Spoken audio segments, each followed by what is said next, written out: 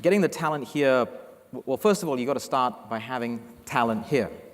You know, it's not just about drawing talent here, but building that base of driven, smart people, literate, technologically literate, globally connected, you know, so that when the talent does come here, what they find is that opportunity. We're going to let them have that opportunity and not interfere. You know, the companies can start up, can churn, fail fast, try things out, have that opportunity, and then go with it.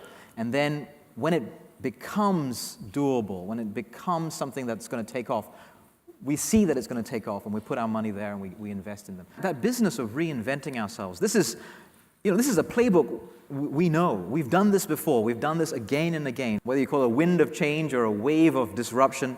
And we've said, how can we not just be pushed by that, but sort of surf on it and drive its direction? It begins with education. It begins when people are starting to consider how they want to shape their careers in their teens, what kind of opportunities do they have available. And we're doing quite a lot of work to bring industry into education, as well as bring the kids out into industry, give them that opportunity to be mentored by people who have some idea of the challenges ahead, and be mentored by people who have some ideas of the opportunities if you can overcome those challenges.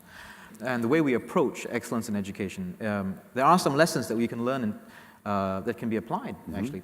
We control some things very tightly, and a need to push it to a next level. Saw an opportunity and created something. It worked. The rest of the system saw that it worked and accelerated them up, and then became something at scale. And that's a lesson that fundamentally applies across this sector. That's what you're talking about. That's right. 10 years ago, there really was no startup scene here. It's an incredible startup country, but yet there were no startups. But now it's booming. Yeah. Let's say that again. It's booming. Yeah. You know, it's booming now. 40% of startups in Asia, 40% of startup acquisitions in Asia here. I mean, given our size, that's an incredible number. We've provided mentorship, we've provided facilities, BASH, IIPL, 230 startups in the last year, if I remember rightly, and 60% of them getting follow-on funding. I mean, that's an incredible number. Yes. And given, as you rightly pointed out, where we started from, we needed to do this. We needed to climb that curve very aggressively, and I think we have done so. We'll continue to do so. The most important thing is the mentorship, where you have matching with people who are bringing the funds in, and matching with people who are in the industry who can give you some guidance. And it's basically to then get you through that incubation acceleration.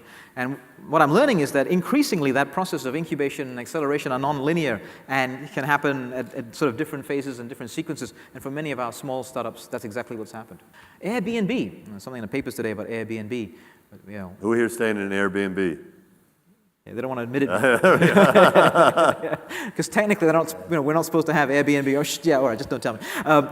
Did not see that. But the HQ for Asia is here. Party at his place, right? The HQ for Asia is here, even though their business model is not supposed to be operating here. So that's the kind of environment that we want to provide. Yes.